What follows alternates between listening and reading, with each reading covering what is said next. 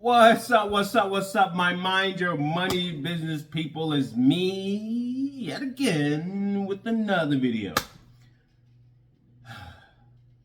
As you can, well, I'm tired. It is almost 6 a.m. my time, January 2nd, and I was trying to figure out. Well, I was brainstorming around 4 o'clock this morning on what to talk about. I found something to read, but I don't feel like reading it. So I figured, you know what, just get on here and talk. And so the thing that popped into my head is, how much is enough? Like, have you thought about that? How much is enough money that will satisfy you? How much money do you need when you retire? Have you even thought about that?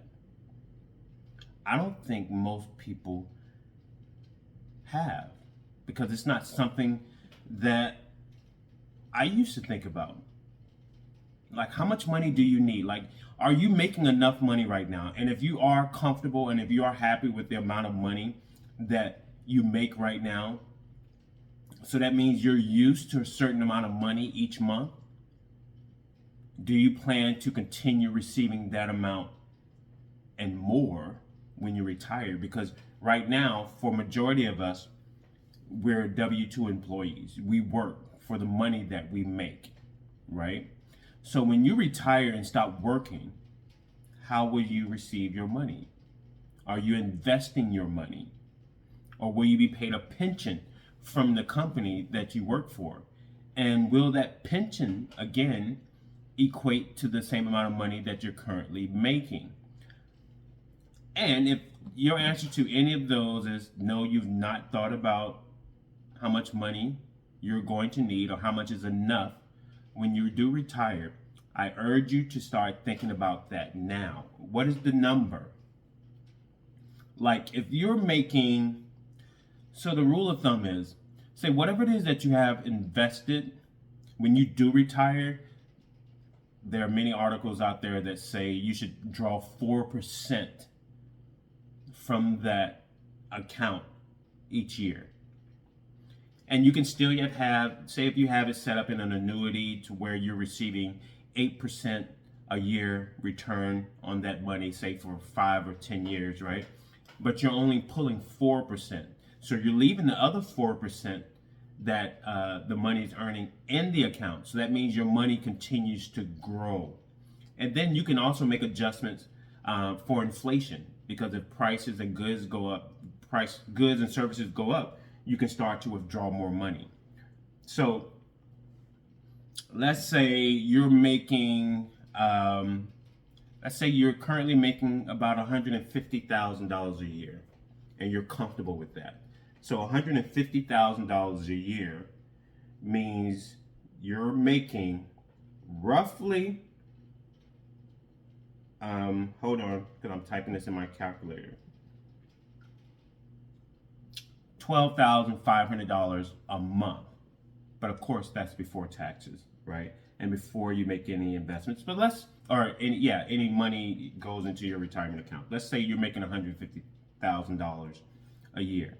And let's say you feel comfortable still pulling around $12,500 from your retirement account each month, not counting your Social Security if you retire, around the age of 62 or 65, and you're also collecting Social Security. How much money do you need to have invested in order to pull $150,000 out a year? Do you know how much money you're going to need? And I don't think most people do. So I can't be specific, but you're going to need about like $3.8 million in your investment account in order to pull $160,000 or $150,000 a year. Now, what you can do is you can go to an investment calculator online. They're online. You can Google an investment calculator, right?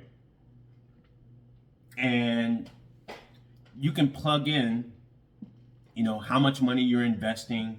You can put, say, an average rate of return. It's like 10% on your money if you're investing monthly, your beginning balance. And say you plan to retire in 20 years, and you can put in 20 years, and it will show you how much money you may possibly have within those 20 years, 20, 30, 15 years. It just depends on when it is that you plan to retire. But again, roughly, if you wanted to pull $150,000 from your investment a year, you're going to need about $3.8 million. That means you're going to have and saved. Well, you've had to put enough money in your account so by the time you retire, you can easily pull $150,000 a year, meaning $12,500 a month. So that's something that a lot of people don't think about.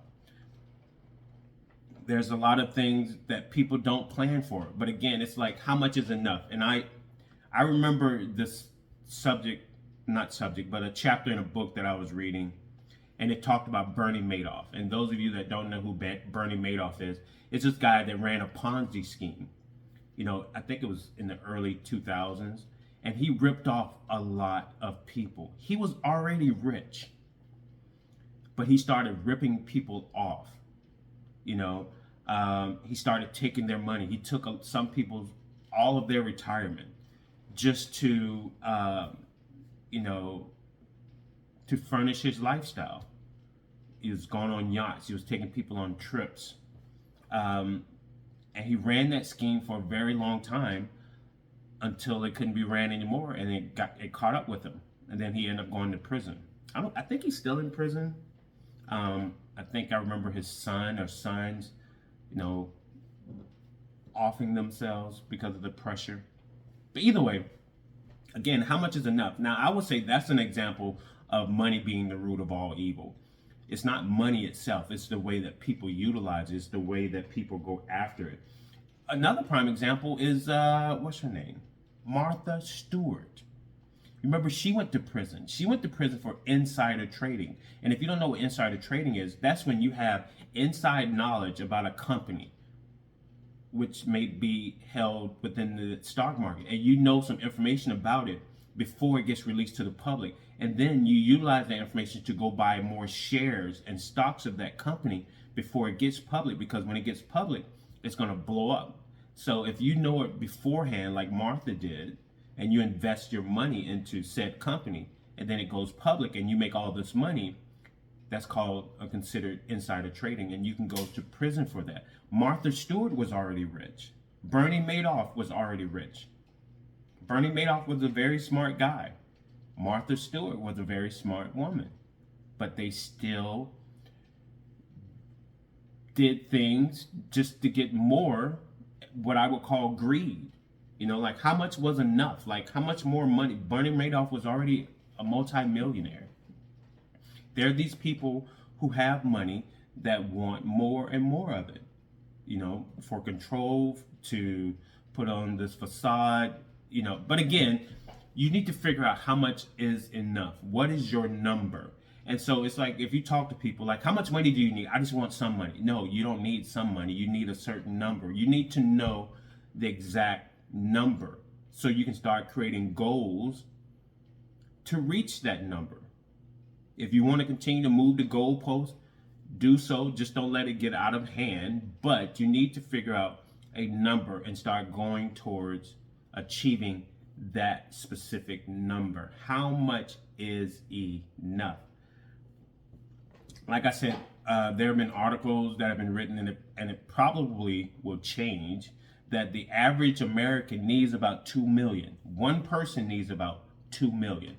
So if one person needs 2 million, that means you're going to, or you can draw, if you're taking 4%, that's $80,000 a year. Like, how, it's not easy. Well, I'm not going to say it's not easy, because anything is possible, right?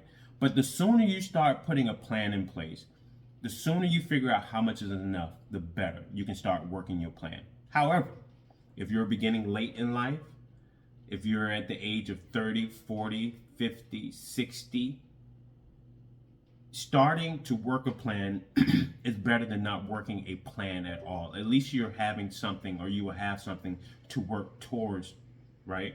By sitting back, stressing yourself, not having a plan, and that stress may take you out of here sooner than you expect, right?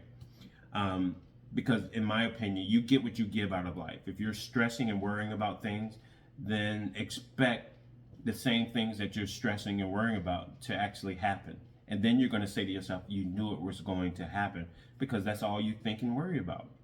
So in order to change your life and your circumstances, you need to change the way that you think. You need to change the way that you act. You may need to remove yourself out of the environment that you're currently in.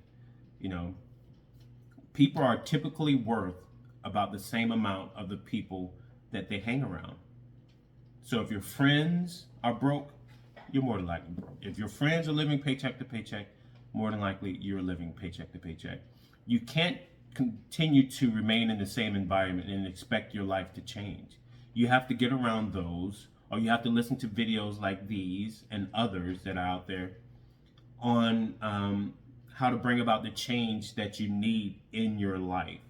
That's what it's all about. When you change, your life changes. Your vision changes.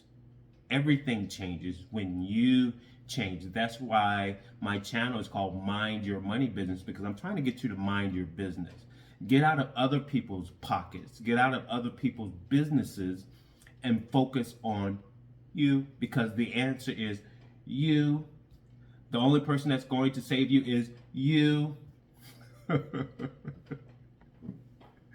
No politician, no pastor, no one else can save you but you. Granted, are there situations where a pastor or a politician might have helped someone? Yes, but they can't help all people. What about the other people that are still lacking and still don't have what they need? Why aren't they being helped? Because the answer is you. It has always been you. However, we're taught in this world to look outside of ourselves for answers, not realizing that the answer is you. You have to make the decision to stop going down the path that you have been going down for a very long time, that has given you nothing but negative results. That path has been trying to teach you something, and a lot of us have yet to learn. And oftentimes when people get sick and tired of being sick and tired is when they decide to make a change.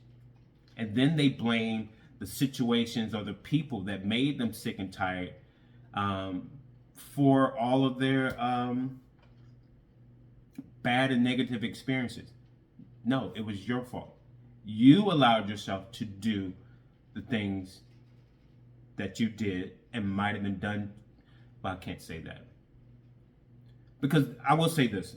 I have to say this also. There are some things that are out of our control that we can't control. So I'm only talking to the people that consciously made a decision to do a thing that gave them negative and bad results. Pertaining to money. All things pertaining to money and finances and creating goals and lack thereof, right? Because, this could go in any direction, but I have to remember that I'm only talking about money and finances and creating a plan with your money. Like, I wrote this down on yesterday, and I think I said it in a video. And I got this from a podcast that I was listening to, and I was like, you're right. I mean, I thought this way, but I'd never heard it said the way that the guy said it. And so that's what I'm focusing on. It says, my primary purpose for my money is to make me more money and only spend money that my money makes me. We all have to work. You can say all I talk about is money. Yeah, again, that's why the channel is called Mind Your Money Business, because that's all I'm talking about here, right, on this channel. Um, and there are other channels that talks about relationships and love and spirituality, religion, world events, news. I mean, there's everything for everybody, right? But when it comes to money, I am refusing to work my tail off, be paid, and not have enough of it. To me, I am not doing that. That is crazy. I'm not about to be working my behind off and not have enough of the thing that I'm working for to do what I need to do, not what I want. You know, I may want a Lamborghini, but I just need a car. I may want a mansion, but I need a roof over my head. I need to stay contained. I need a good life to live. Again, that's why you need to figure out how much is enough. And having and knowing what is enough will keep you, level-headed. And when you figure out how much it is that you need, that's when you create a plan. Or how much is enough, that's when you should then create a plan. And a plan can be a simple budget, people. I'm telling you, that budget, as simple as it is what most people need. That budget keeps a ceiling. It keeps that roof over your head. It doesn't let you get out of control and jump through the ceiling and through the roof, and you're like floating in the air and you're trying to figure out how did you get there. And that floating in the air is like all of this debt that people have got themselves in. They burst through the ceiling, buying things that they don't need, trying to impress people who don't care. And who they really don't care because you got it. They don't have it. And they may not even like you because you got it. And that's why you have so many people talk about all their haters. Why do people have so many haters? Why do so many people hate you? Why do people feel like there are so many others out there that don't like them, who don't want to see them succeed? Where's all that coming from? If you create a plan, you create a vision in today's age, and you work that plan, there's no one to hate on you. You're minding your business. You're staying low key. You only interact with people, only like-minded individuals like yourself, who are uplifting one another, who are being a positive influence in your life, who listens, who doesn't talk down to you, So, again, seek and ye shall find. Whatever it is that you're looking for, you're going to find it. And there are a lot of good people that find themselves in bad situations. And even I used to wonder, how did these good people get themselves in these bad situations? There are a lot of good people with bad thoughts, that have bad thoughts, that think bad things. They can be good, but they just had the wrong mindset that led them into a bad situation, dealing with money. So, yeah, this is all about how much is enough. Figure out how much is enough. Again, go to a retirement calculator. Again, if you're making $100,000 a year, how much money do you need invested in order to pull $100,000 a year from? How much? You're going to need about $2.5 million. Again, the rule of thumb is pulling out 4%. Let's say you put your money you still leave your money in a good, safe retirement account that's making you, let's say 6 to 8%, or an annuity. Look it up, right? You can talk to a financial advisor. You can listen to Dave Ramsey podcast where he gives the same advice, and talk to someone. What's a good safe place for you to pull? Like, say you pull your money out of the stock market, where can you now sit your $2.5 million that you have made within your investments? Like, there are a lot of people that work for the federal government, like me, where they might have retired from the federal government at the age of 55 or 60, and they may leave their money in the TSP account. And TSP is the thrift savings plan, similar to a 401k plan within a company. And some people retire from the federal government and they leave their money in TSP. Because here's the thing about the federal government. We still, if we retire from the federal government, we receive a pension.